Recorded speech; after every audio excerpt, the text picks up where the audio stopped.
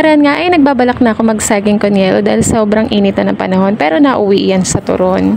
Daw nga nakalipas kaya naman sobrang nahinog na nga ang saging na saba kaya ginawa ko na lang yan turon. At ito nga yung merienda namin ngayong araw. Sakto naman at meron akong stock pa ng lumpia wrapper at iyon yung ginamit kong pambalot ng turon. Masarap nga sa turon yung medyo overripe na ang saging. Masarap nga din po ang turon kung may langka pero hindi po available ang langka kaya asukal lang po yung nilagay ko dyan.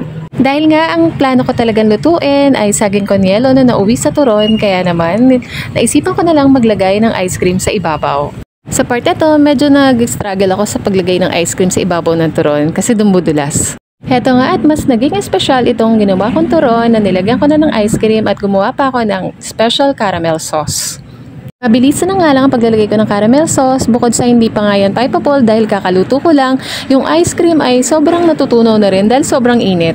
Mainit na nga po yung turon, mainit pa yung caramel sauce. Sobrang excited kasi ako sa pagluluto ng turon at ginawa ko nga itong special at ito nga po ay ang turon a la mode.